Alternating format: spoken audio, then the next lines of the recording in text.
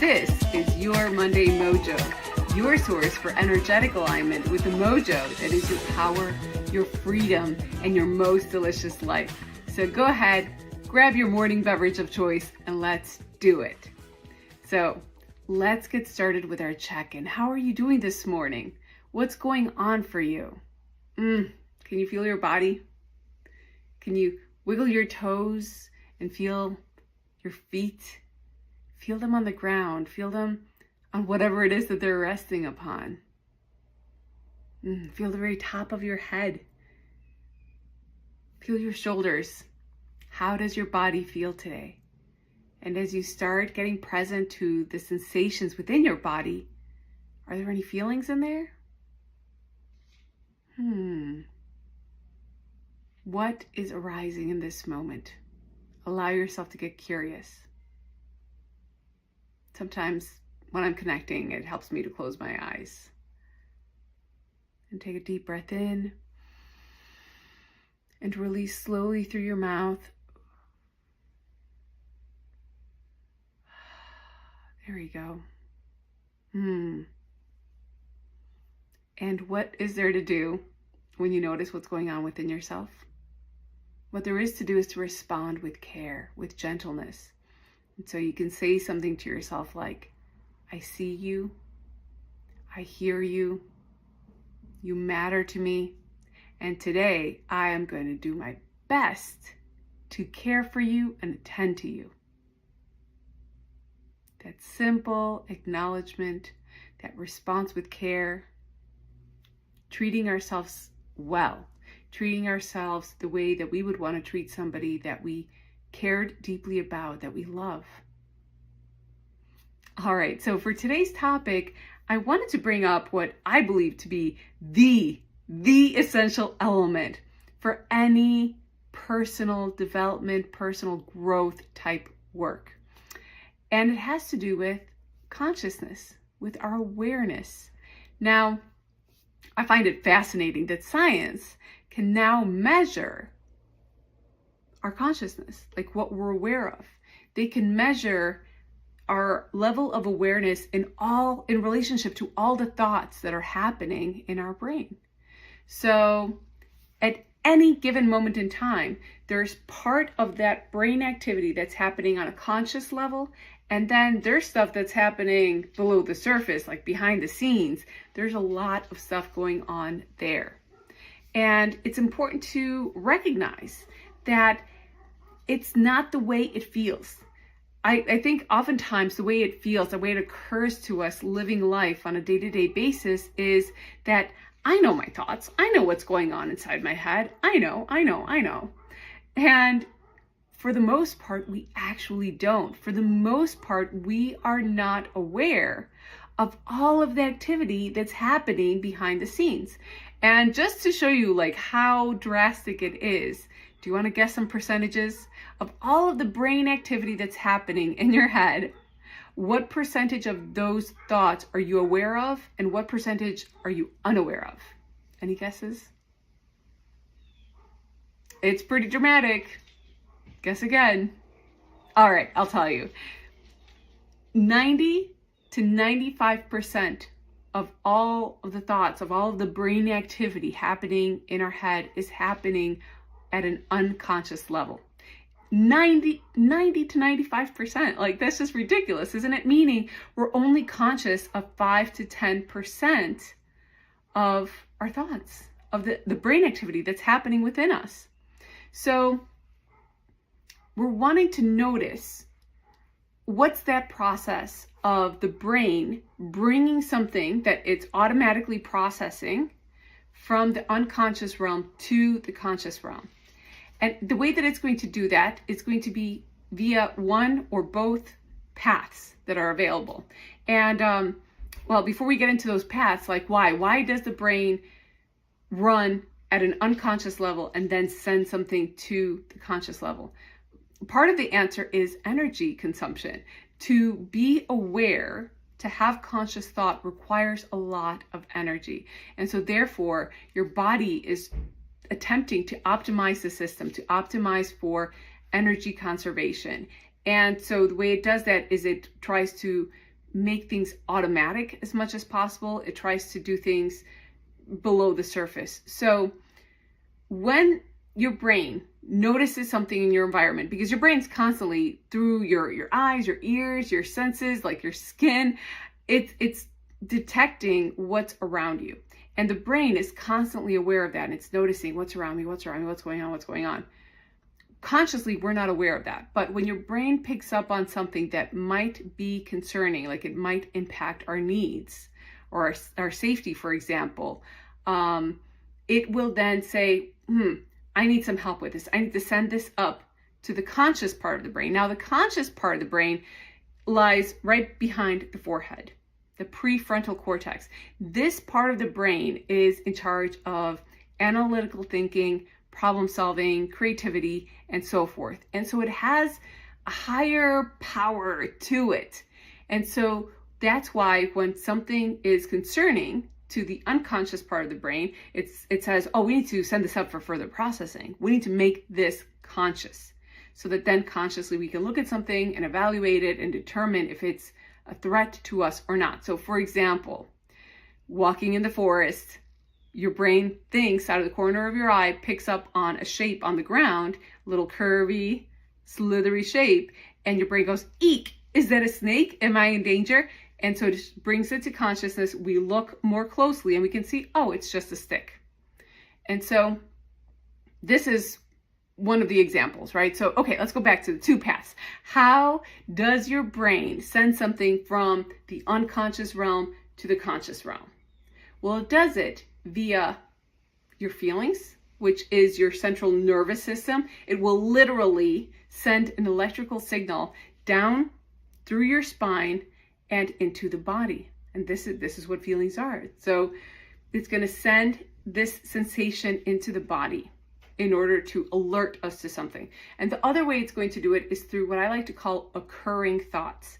Now, an occurring thought is a kind of thought that just seems to happen to you. It just pops into your head. It arises. You're, in the shower and all of a sudden something pops into your head. Oh yeah, that, I have to remember to do that, right? So this is an occurring thought. And it's very different from an intentional thought. An intentional thought, we're doing conscious processing. We're following something. 1 + 1 is 2. Like we're following that train of thought intentionally. So it's different than an occurring thought. So an occurring thought and a feeling are the two pathways that the brain has to bring something from the unconscious realm to the conscious realm. Now, that this happens, that the brain is running mostly at an unconscious level and only throws up what it believes is relevant, or it has that reactive way about it, is really, really important to know. If we're wanting to bring more intentionality into our lives, if we want to be the creators of our experience, we need to start being able to recognize these initial feelings, these initial occurring thoughts, so that we can gain perspective, so that we can really choose our response versus taking that as the absolute truth and just running with it. So the reason why I say this is like the first step, this is like the essential element, is because in order to become creators, intentional beings, we need to be able to notice and catch and distinguish what shows up by default, what's there automatically on its own, part of our machinery. And along with that, it allows us to have some compassion, some grace with ourselves for those automatic reflex type reactions that will come up within us. I love that stuff. That stuff, man, it just, whichever topic that we dive into in class, it always is supported by that understanding, by really coming back to this practice of being curious when something pops up, like, where is that coming from? What is my brain making that mean? Super, super powerful stuff. All right, so let's move on into some soul streaming for today. As I was reflecting on, what should we take on for soul streaming today? I was thinking relief. Knowing that my brain is automatically processing a lot of stuff and then throwing it up into consciousness, when I can start recognizing that, I think the primary feeling that shows up for me is relief. And so I really wanted to explore that further and get clear in my body what that feels like. What is that experience of relief? And again, soul streaming is a practice that I enjoy doing, which leverages the power of my memories and my imagination in order to help me connect with more of what I want to be feeling. It primes my brain, so to speak. So, okay, let me close my eyes. Let me take a deep breath.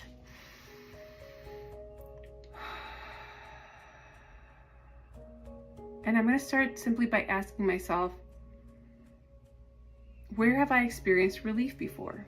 Do I know what that feels like? The sensation of relief. Oh, yeah, like I can't imagine it. I can't remember a time when I have felt that. And instead of getting lost in the situation, I'm just going to stay with imagining that sensation in my body again, right in this moment.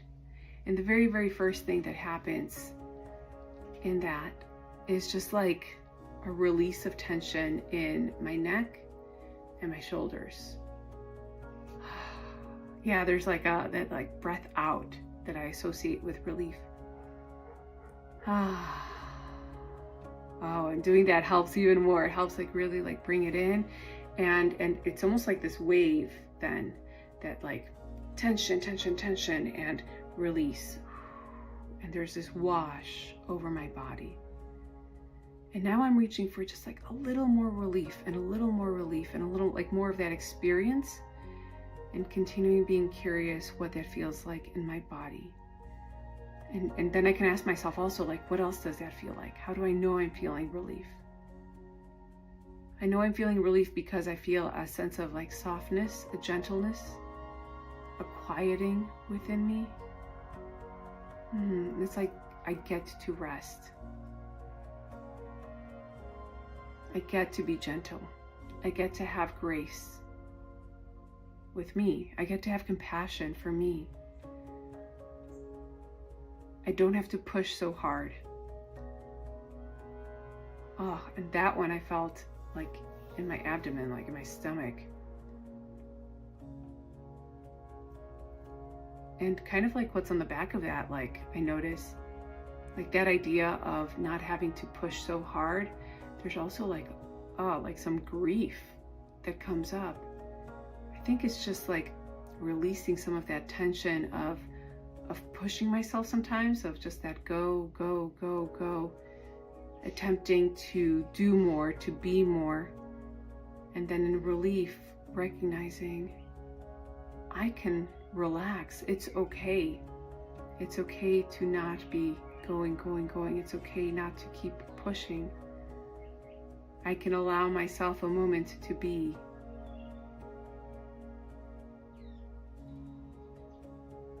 What naturally comes up at that point then is just like I am enough. I am enough as I am.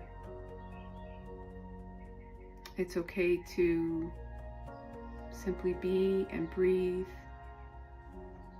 and feel my feet on the floor.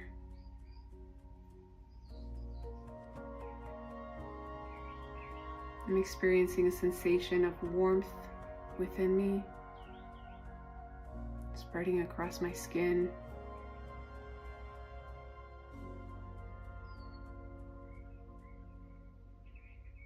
And then it leads to a sense of like recharging. Like maybe I'm not fully like energized right now, but like definitely like I've just plugged myself into the source, and now it's just like allowing myself to receive time, to receive space, to receive nourishment, to receive care. And I am generating this within me.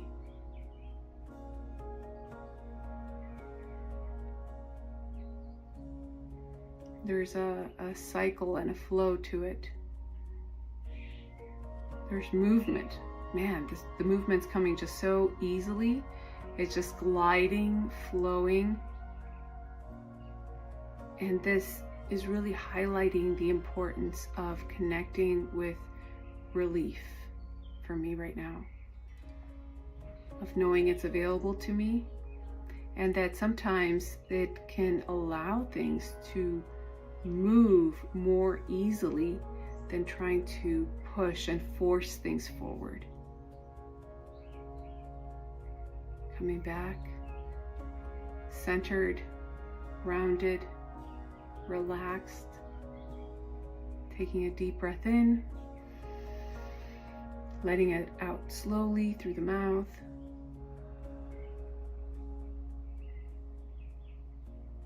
And if you close your eyes with me for that journey, feel free to open them now. All right.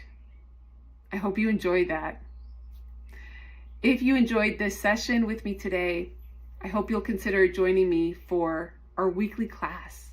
Our weekly class is called The How of Happy. It's a full program, and basically it's the live and interactive version of this work. We hold our sessions via Zoom, so you can join from wherever you are, and it would just be lovely to have you with me. That's it. That brings us to the end of today. Thank you so much for joining me for your Monday Mojo.